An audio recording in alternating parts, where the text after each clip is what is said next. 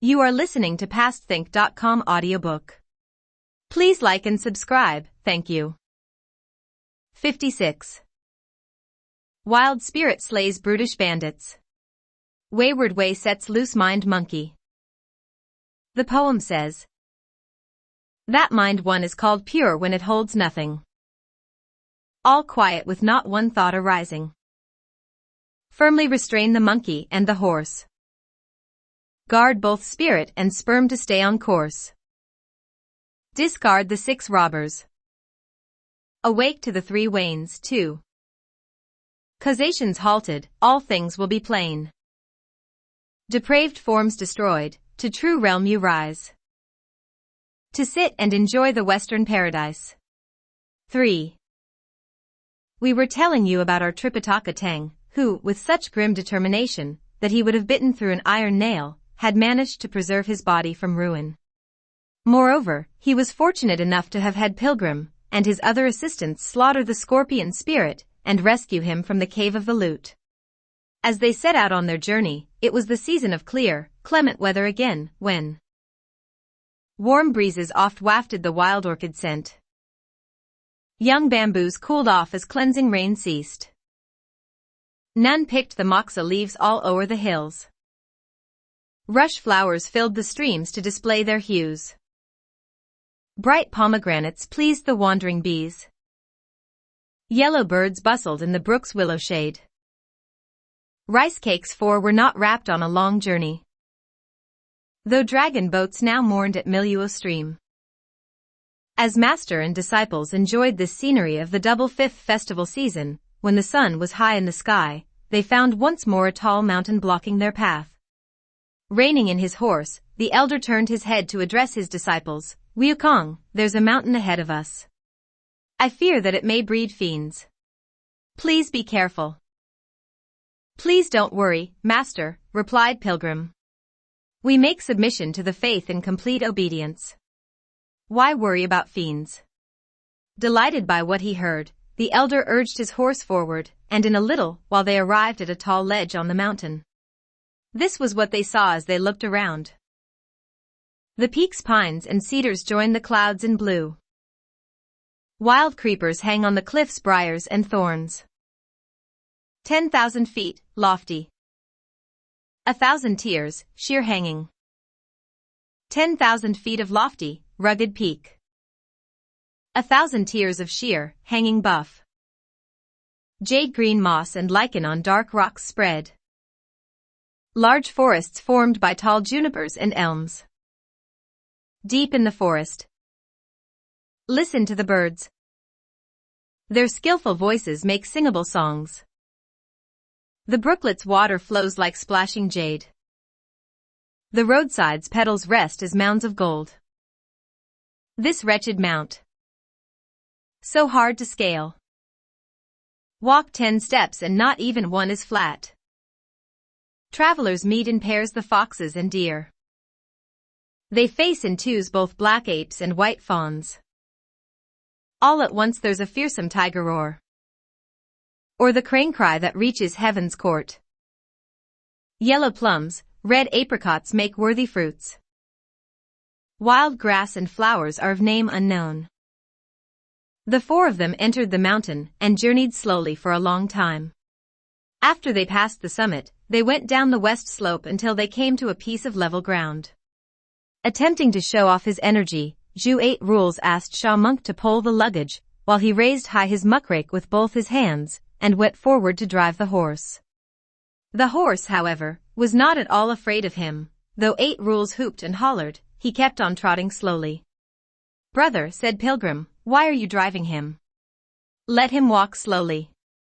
It's getting late, answered 8 Rules, and we've been walking for a whole day since we ascended this mountain. I'm getting hungry. Let's hurry and see if we can find a house where we can beg some food. When Pilgrim heard this, he said, in that case, let me make him run. He waved the golden hooped rod once and gave a shout. Immediately, the horse shot away like an arrow on the level road. For what reason, you say, is the horse afraid of Pilgrim and not of 8 Rules? Pilgrim, you see, was appointed an official, the title being Ban Horse Plague, at the imperial stable in heaven by the Jade Emperor 500 years ago. Ever since that time, horses have been afraid of apes. Unable to hang on to the reins, our elder at this moment could only cling to the saddle and allow the horse to go in a gallop some 20 miles before it slowed again as it came upon some open fields. At that moment, a sudden clang of gongs brought out from both sides of the road some 30 men, all armed with spears, scimitars, staffs, and rods. They barred the way and cried, "Monk! Where are you off to?" The Tang monk was so terrified and shaking so violently that he fell down from the horse. Crouching in the bushes by the road, he could only say, "Great kings, spare me. Please spare me." Two burly men at the head of the band said, "We won't hit you, but you must leave us your travel money." Only then did the elder realize that these were bandits. As he got up slowly, he stole a glance at them and saw that one had a green face with fangs beating Jupiter's. One had round and bulging eyes like Death himself. Their temples' red hair seemed like soaring flames. Like pins stuck to their chins were their yellow beards. The two had striped tiger skin caps on their heads and sable battle kilts around their waists. One held in his hands a wolf teeth club, and on one's shoulder rested a knotty staff. Indeed, this one was no less than a hill-pawing tiger. Truly, that one looked like a dragon darting out of water.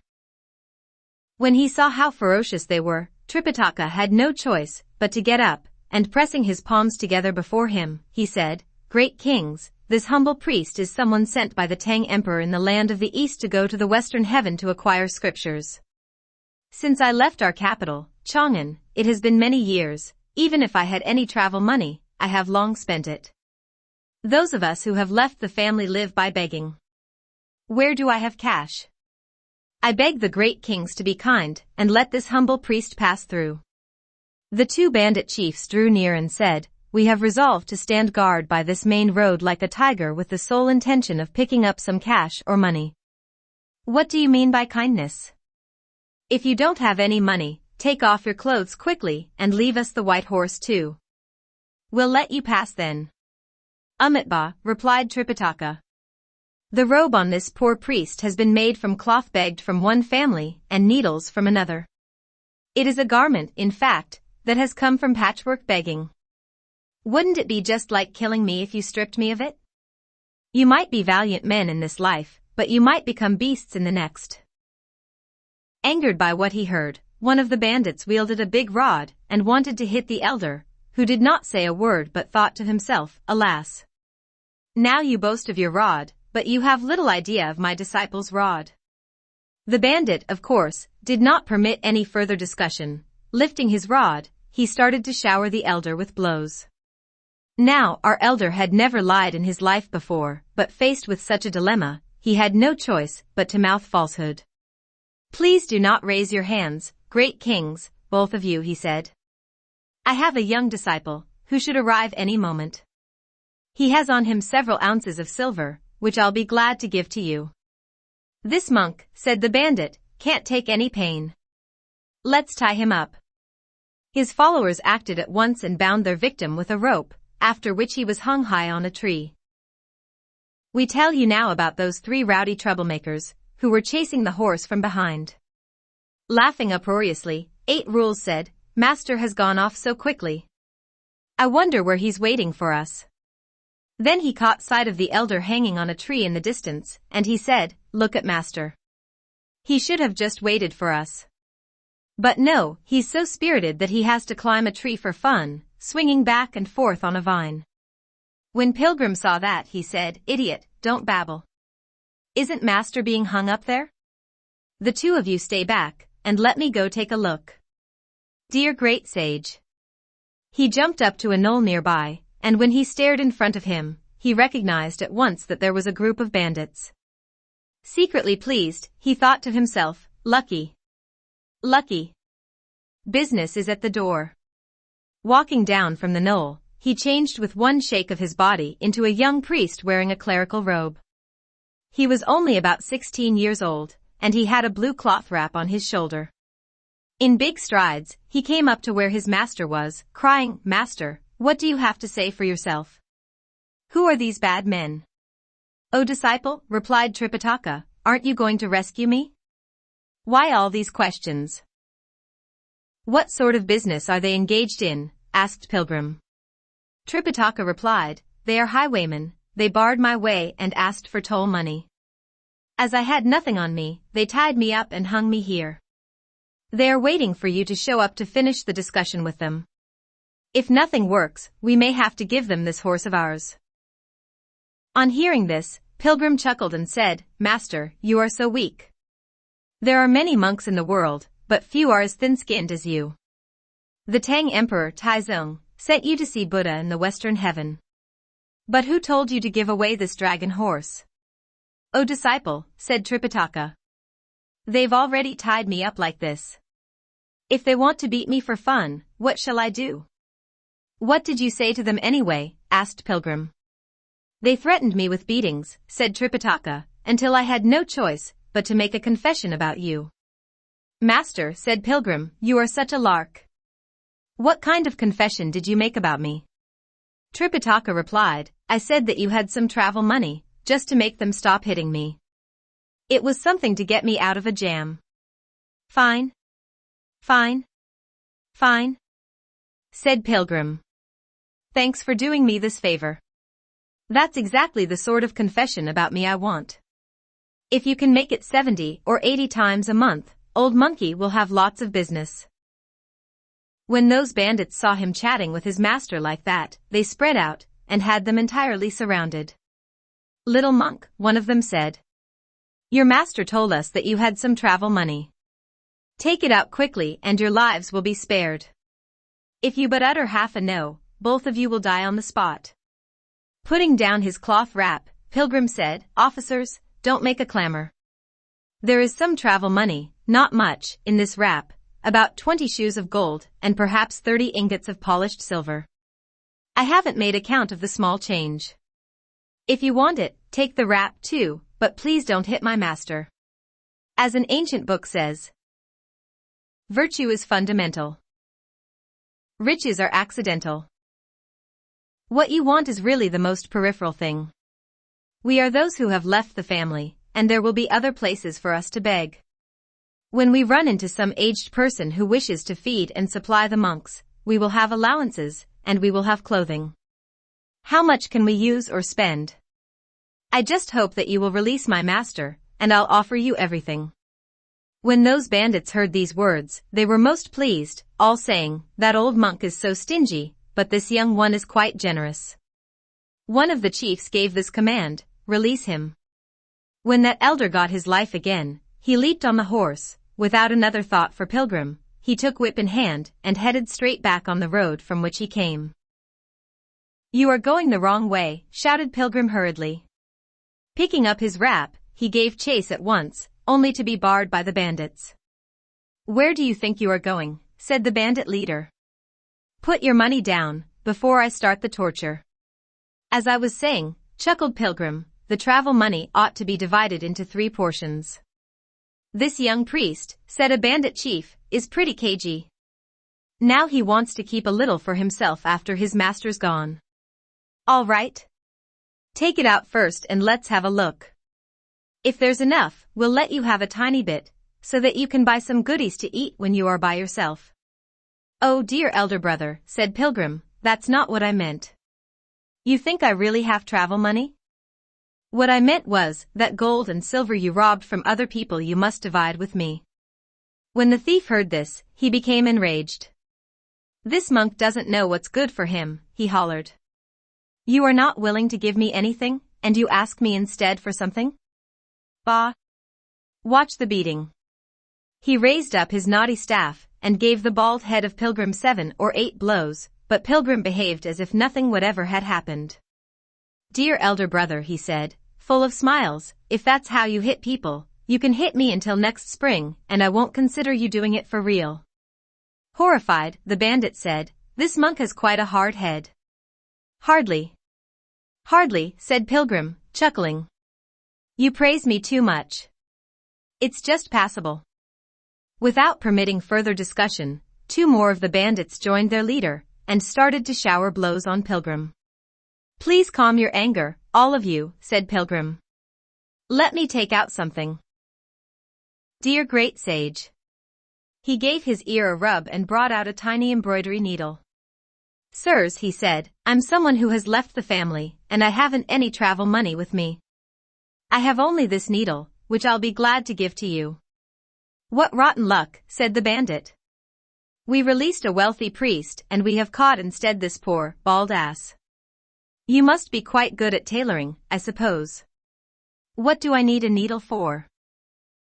When Pilgrim heard that he did not want the needle, he waved it once in his hand, and it changed immediately into a rod with the thickness of a rice bowl. Growing fearful, the bandit said, "Though this monk appears to be young, he knows magic." Sticking the rod into the ground, Pilgrim said to them, "If any of you can pick it up, it's yours." The 2 bandit chiefs at once went forward to try to grab it, but alas, it was as if dragonflies were attempting to shake a stone pillar. They could not even budge it half a whit. This rod, you see, happened to be the compliant golden-hooped rod, which tipped the scale in heaven at 13,500 pounds. How could those bandits have knowledge of this? The great sage walked forward and picked up the rod with no effort at all. Assuming the style of the python rearing its body, he pointed at the bandits and said, "Your luck's running out, for you have met Old Monkey." One of the bandit chiefs approached him and gave him another 50 or 60 blows. "Your hands must be getting tired," chuckled Pilgrim. "Let Old Monkey give you 1 stroke of the rod. I won't do it for real either. Look at him." 1 wave of the rod and it grew to about 70 feet, its circumference almost as big as a well. He banged it on the bandit, and he at once fell to the ground, his lips hugging the earth. He could not make another sound. The other bandit chiefs shouted, "This Baldy is so audacious. He has no travel money, but he has killed one of us instead." "Don't fret. Don't fret," said Pilgrim, laughing. "I'll hit every one of you, just to make sure that all of you will be wiped out." With another bang he beat to death the other bandit chief. Those small thieves were so terrified that they abandoned their weapons and fled for their lives in all directions. We tell you now about that Tang monk, who rode toward the east and was caught by 8 rules and Sha monk. "Master," they said, "where are you going?" "You are heading in the wrong direction." The elder pulled in his reins, saying, "Oh, disciples, go quickly and tell your elder brother to be merciful with his rod. Tell him not to kill all those bandits." "Master, stay here," said 8 rules, "and let me go." Idiot ran all the way back to the spot, shouting, "Elder brother, master tells you not to hit people." "Brother," said Pilgrim, "since when have I hit any people?" "Where did those bandits go?" asked 8 rules. Pilgrim replied, "All of them have scattered, but there are 2 of them sleeping here." "Plague on you too," said 8 rules with a laugh. "You must have been up all night, if you can take hardship like this. Why not go elsewhere? Of all places, you have to sleep here." Idiot walked up to them and took a closer look. "They are just like me," he said, "sleeping soundly with their mouths open. They are drooling just a little." "1 stroke of Old Monkey's rod," said Pilgrim, "has brought out their bean curd." "How could there be bean curd in people's heads?" asked 8 rules.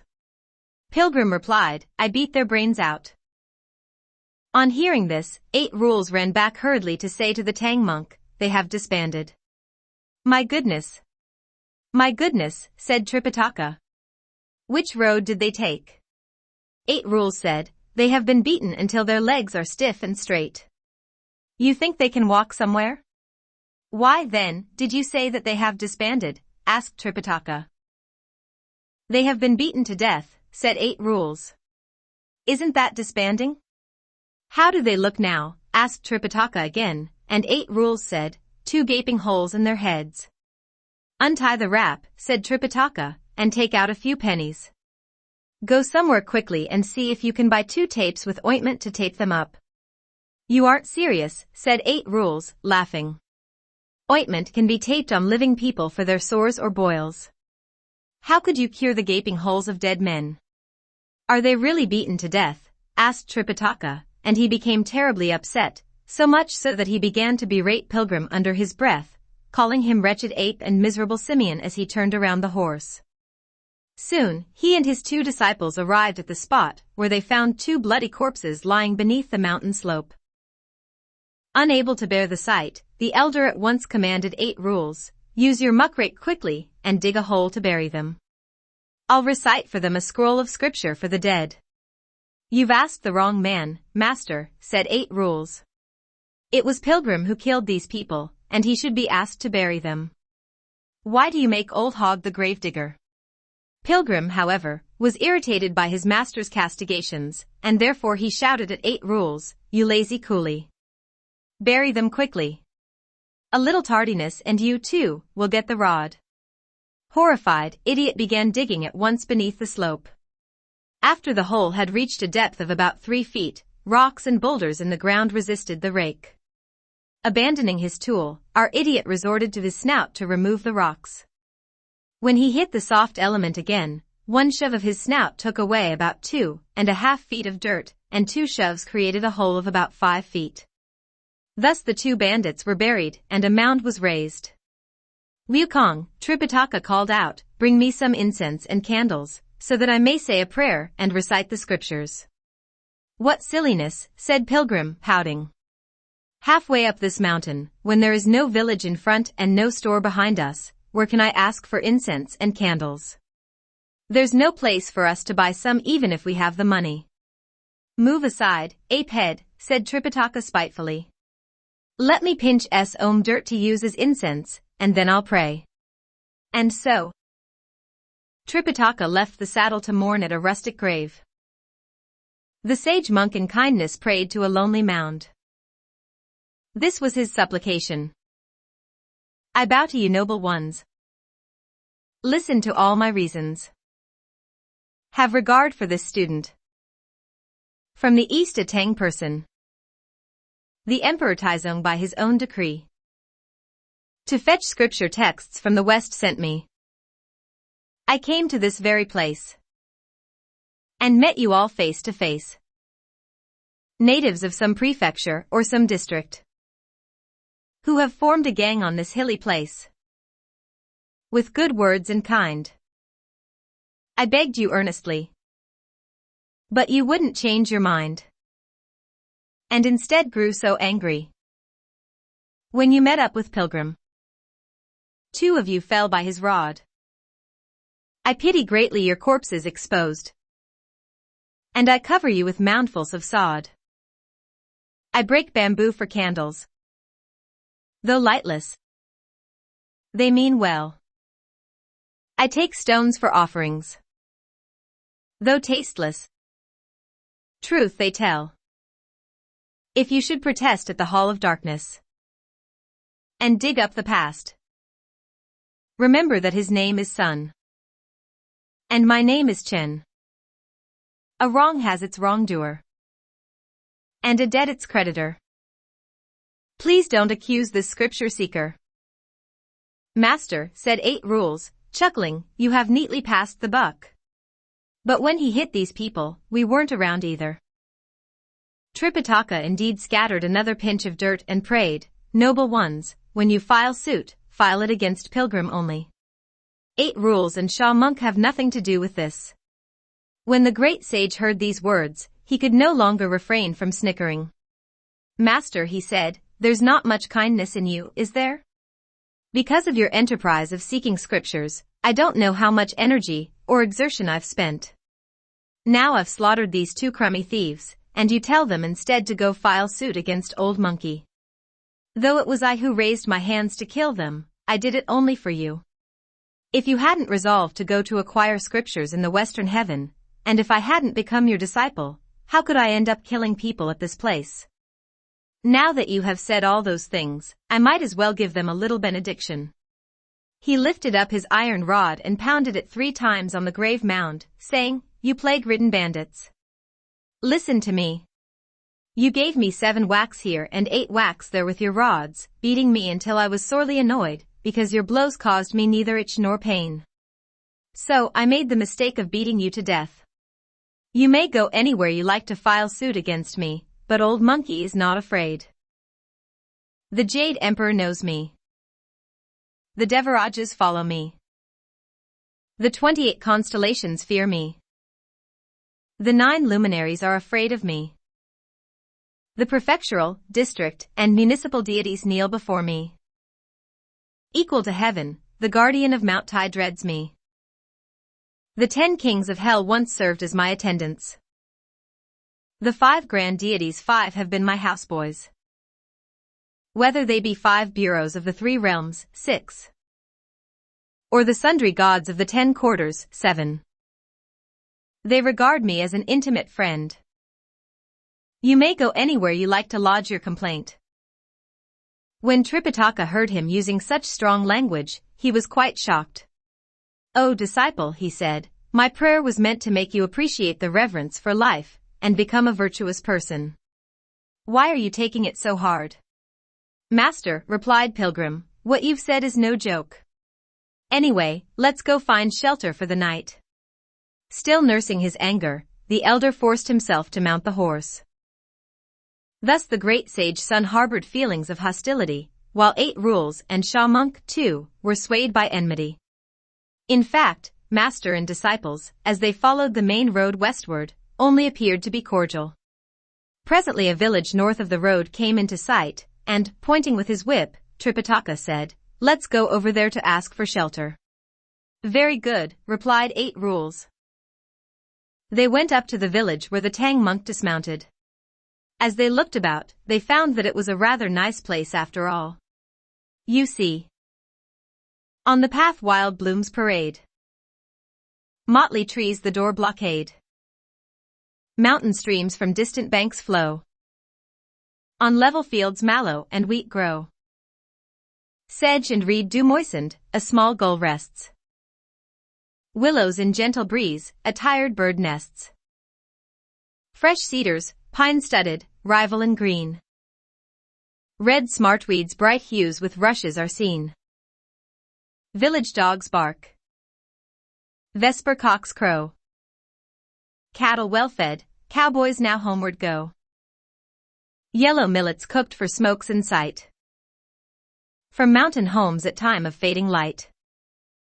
As the elder walked forward, he saw an old man emerging from one of the village huts. The elder immediately greeted him, and the old man asked, "Where does the priest come from?" "This humble cleric," replied Tripitaka, "is someone sent by imperial commission to seek scriptures in the western heaven. It is getting late as I pass through your honored region, and that is why I have come to ask for a night's lodging." With a chuckle, the old man said, "It is an enormous journey from your place to mine. How is it that you have scaled the mountains and forded the waters all by yourself?" "This humble cleric," said Tripitaka, "also has 3 disciples in my company." "Where are your honored disciples?" asked the old man, and Tripitaka pointed with his hand to reply, "Those 3 standing near the main road." Lifting his head, the old man discovered how hideous they looked, and he immediately turned to try to flee inside. He was caught by Tripitaka, however, who said, "Old patron, I beg you to be merciful. Please grant us shelter for one night." Trembling all over, the old man could hardly speak. He waved his head and his hand, saying, "No. No. No. These can't be human beings. They must be monster spirits." Attempting to placate him with a smile, Tripitaka said, "Please don't be afraid, patron.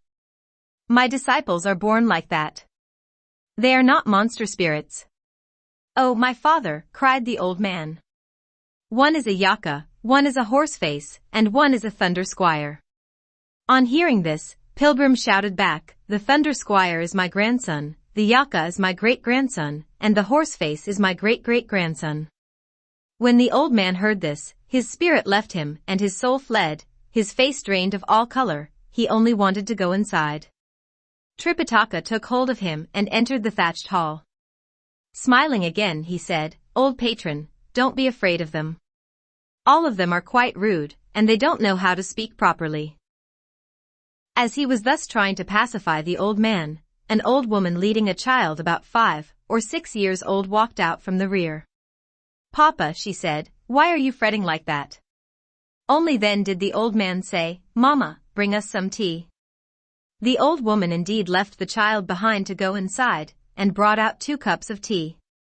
After he drank it, Tripitaka turned to bow to the old woman, saying, This humble cleric is someone sent by the great Tang of the land of the east to go acquire scriptures in the western heaven. I just arrived in your region and wanted to beg from you a night's lodging. Because my 3 disciples are rather ugly in their appearances, the elder of your family has been struck with false alarm. If you are so intimidated by ugly appearances, said the old woman, what would happen if you faced tigers or wolves? Oh, Mama, replied the old man, it's all right if they look ugly, but they are more scary once they open their mouths. I made the remark that they looked like a yaka, a horseface, and a thunder squire, and one of them shouted back, saying that the thunder squire was his grandson, the yaka his great-grandson, and the horseface his great-great-grandson. I was quite terrified by what I heard. No. No, said the Tang monk. The one who looks like a thunder squire happens to be my eldest disciple, son Wukong. The one with the horse face is my second disciple, Zhu Wuning, and the one who looks like a yaka is my third disciple, Sha Wujing. Though they may be ugly, they have embraced the faith of utter poverty, and made submission to the virtuous fruit. They are no vicious demons or ferocious fiends. Why fear them? Greatly relieved by what they heard, the old couple said, Please come in, please come in.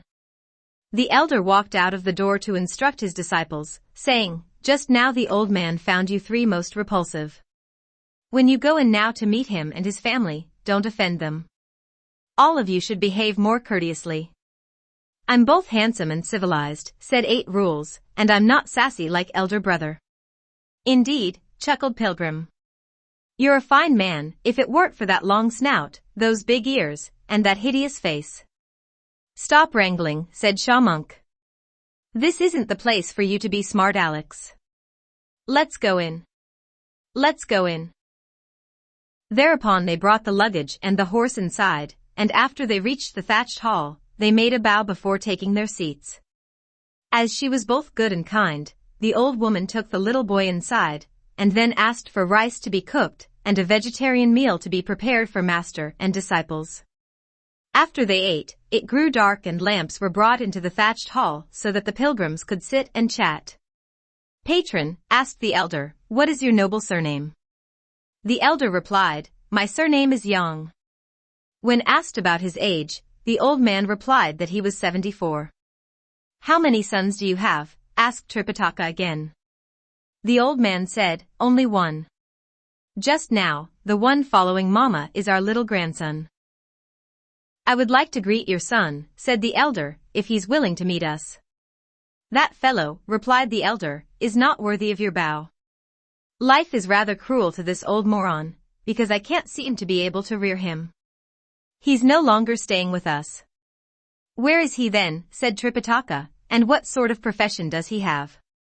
Pity. Pity, sighed the old man, shaking his head. If he had a profession somewhere, that would be lucky for me. Unfortunately he is wicked in thought, and has no regard for his origin. All he cares for is to plunder and rob, to kill and burn. His friends are all rascals and ruffians. He went out about 5 days ago, and he hasn't been back since. When Tripitaka heard this, he dared not reply, thinking to himself, perhaps he's one of those beaten to death by Wukong. As he grew more anxious, the elder rose from his seat and exclaimed, My goodness! My goodness! How could such fine parents give birth to such a rebellious son? Approaching them, Pilgrim said, Venerable sir, such a vile and pernicious offspring can only implicate his parents in dire troubles. Why keep him? Let me go find him and slay him for you. I would like to send him away too, said the old man, but I have no other heir. Though he lacks talents, I must still leave him behind to dig my grave. Smiling, both 8 Rules and Shaw Monk said, Elder brother, you should mind your own business. You and I are not officials. If his family is unwilling, this affair should no longer concern us. Let us ask the patron for a bundle of hay instead so that we may make our bedding somewhere. By morning we should be on our way. The old man got up and took Sha Monk to the rear to pick up 2 bundles of hay. Then they were told to rest in a barn in the rear garden. After Pilgrim led the horse and 8 rules pulled the luggage to the barn, they retired, and we shall leave them for the moment. We tell you now about the son of the old man Yang, who was indeed one of those bandits. After Pilgrim had beaten to death the 2 chiefs on the mountain slope, the thieves scattered and fled for their lives. By about the time of the 4th watch, however, they had regrouped and came to knock on the door of the Yang house. When he heard the noise, the old man put on his clothes at once and said, "Mama, he's back." "If he's here," said the old woman, "go open the door and let him in." No sooner had he opened the door when those thieves swarmed inside, all crying, "We're hungry. We're hungry." The son of old Yang hurried inside to wake up his wife, so that she could cook some rice. As there was no more firewood in the kitchen, he had to bring back some from the rear garden. Then he asked his wife in the kitchen, "Whose white horse is that in the rear garden?" "It belongs to some monks from the land of the East," said the wife, "who are on their way to seek scriptures.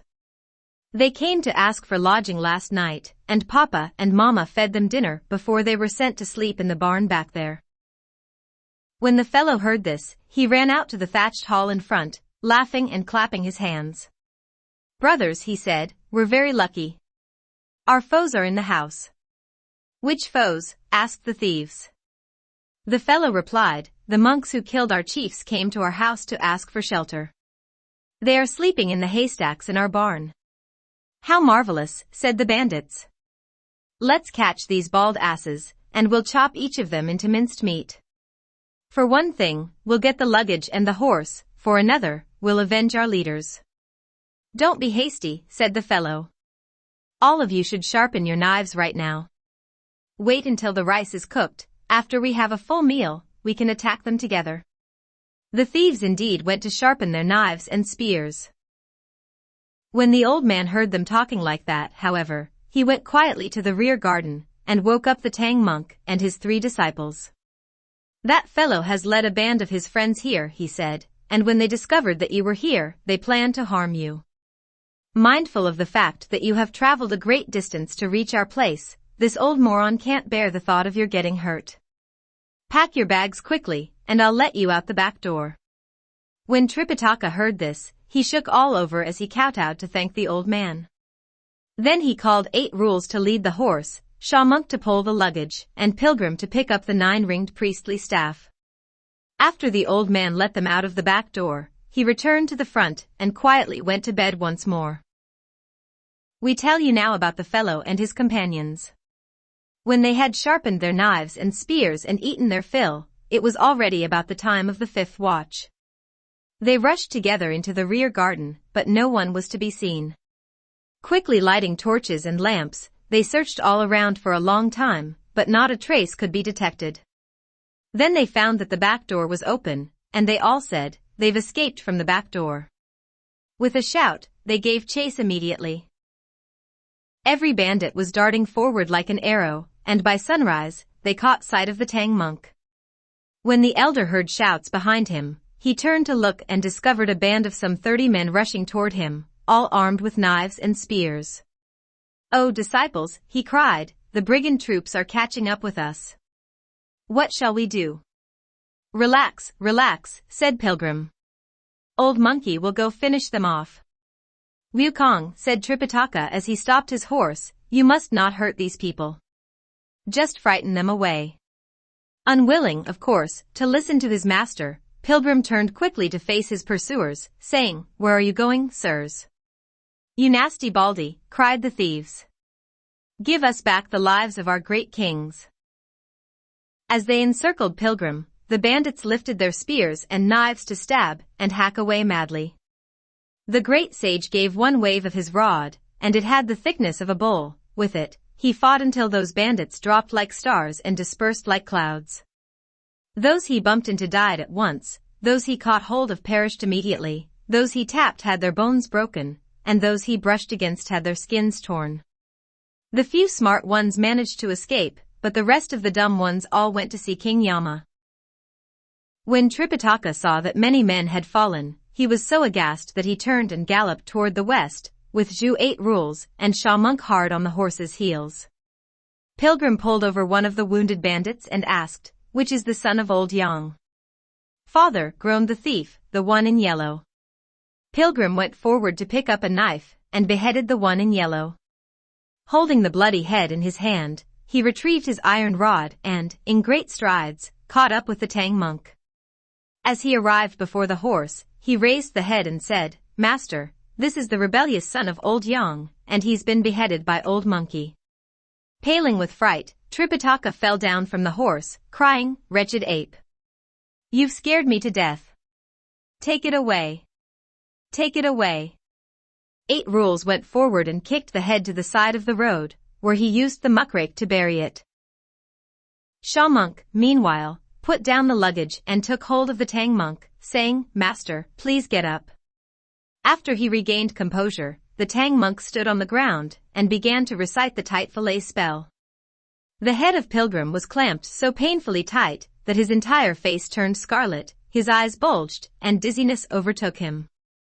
Rolling on the ground, all he could mutter was, "Stop that recital. Stop that recital." The elder, however, went on for more than 10 times, and still he would not stop. Pilgrim was doing somersaults and handstands, for the pain was truly unbearable. "Master, please forgive my sins," he cried. "If you have something to say, say it. Just stop that recital." Only then did Tripitaka halt his recitation and say, "I have nothing to say to you. I don't want you as my follower. Go back." Kowtowing despite his pain, Pilgrim said, "Master, how is it that you are chasing me away?" "Brazen ape," said Tripitaka, "you're just too vicious. You are no scripture, Pilgrim. When you slaughtered those 2 bandit chiefs below the mountain slope yesterday, I took offense already at your lack of human kindness. When we reached that old man's house last night, he was good enough to give us lodging and food, and moreover, it was he who opened his back door to let us escape with our lives. Though his son is no good, he has not done anything to us to deserve this kind of execution. As if that's not enough, you have taken so many lives that you have practically destroyed the sentiment of peace in this world. I have tried to admonish you so many times, but there's not a single thought of kindness in you. Why should I keep you? Be gone, quickly. Or I will start reciting the magic words once more." "Stop it. Stop it," cried a horrified Pilgrim. "I'm going." He said he would go, and immediately he vanished without a trace by his cloud somersault. Alas, thus it is that elixir will not ripen with a violent mind. When spirit's unstable, the way's hard to find. We don't know to which direction the great sage rushed off. Let's listen to the explanation in the next chapter. You are listening to PastThink.com audiobook. Please like and subscribe, thank you.